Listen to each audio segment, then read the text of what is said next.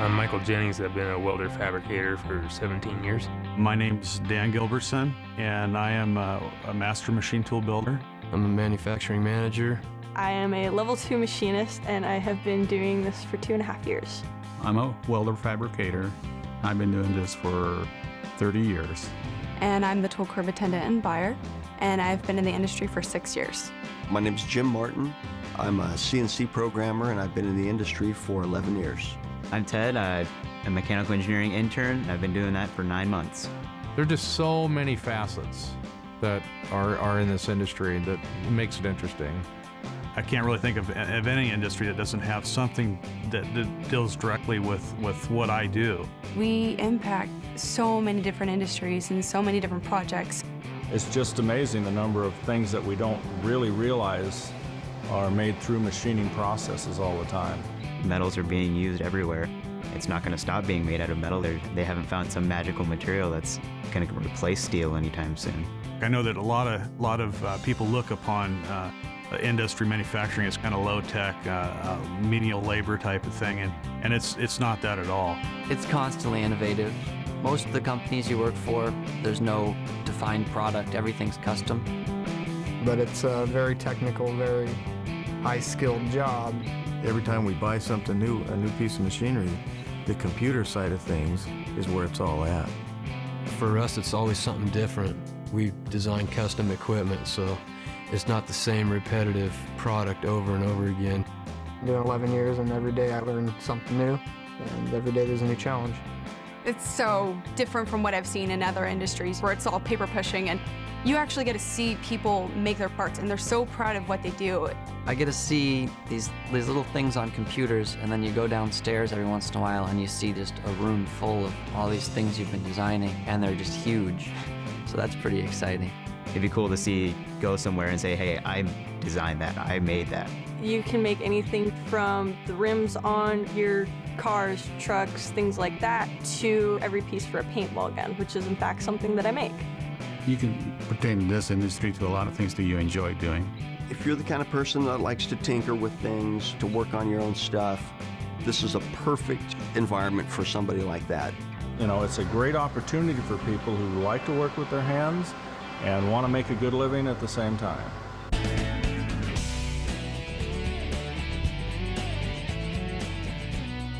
Boy, the first benefit that really comes to my mind is the security.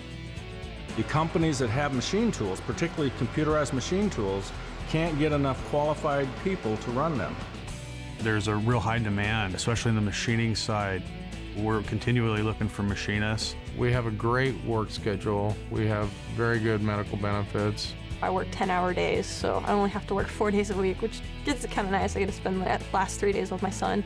I've been with the same company for 31 years, so I've had pretty good security.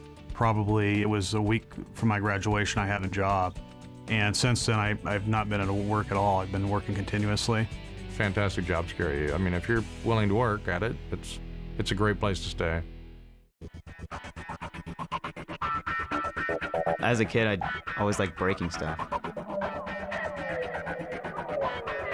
You know, I liked playing with Legos and building things, and math and science were my strong points.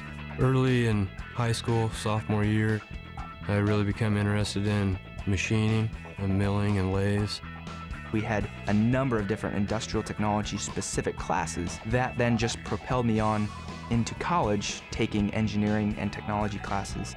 I had no experience in machinery whatsoever. I didn't even know machine shops existed. But there's a lot of cross-training that we get in whatever department we choose to go into.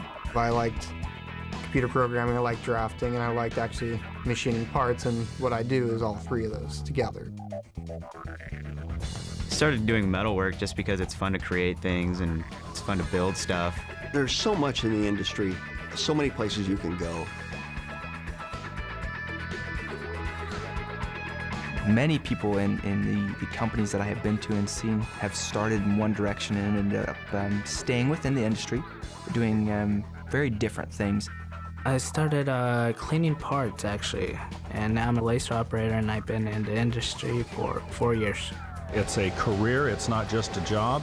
Well, it's definitely becoming more specialized. I mean, you got design engineers who just do the design work, manufacturing engineers who take that and make it into a creatable object. Then you've got the people in the shop who are actually creating it. You can do anything from hands-on welding and sheet bending up to computer work if you want to. There's all different kinds of stuff you can do. Nothing's real like cryptic. I had no idea what I was getting into when I did it, and once I figured out what it was kind of right on. Now I understand what this stuff is. I didn't have no training at all at first, but once I got there, they actually saw that I was motivated and wanted to do stuff and learn. If you work hard, it will pay off. To make it in this industry, you really need to be able to work well with other people. You got to be a team player, really do. More than anything that I've learned is that what you want to really hire for is the attitude, the right attitude. Because the guys that really want to learn and really want to go after it, it's immediately obvious. You never stop learning.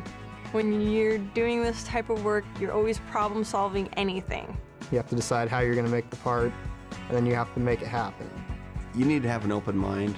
You need to not be afraid to ask questions. Someone who's positive, someone who wants to continually learn. Sense of creativity, obviously, is key. Being able to visualize what you want to create in your head. You have to definitely be kind of a perfectionist. Attention to detail and having a really good attitude and really putting your best foot forward and wanting to continually learn. Everything is extremely technical, and it takes good people to make that happen.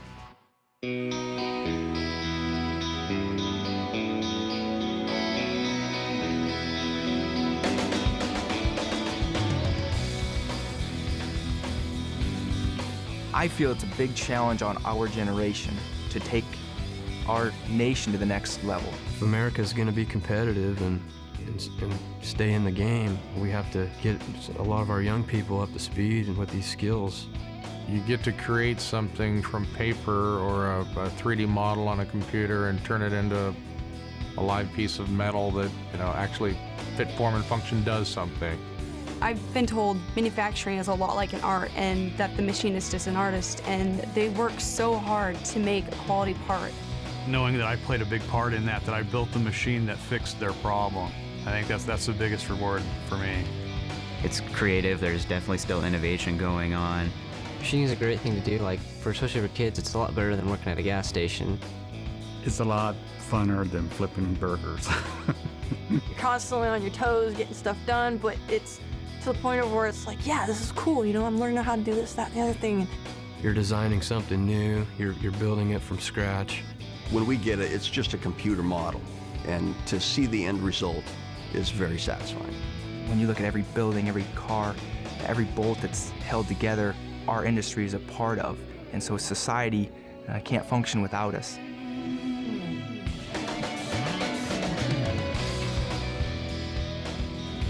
To learn more about the opportunities available for a career in the metals industry, go to workwithmetals.com.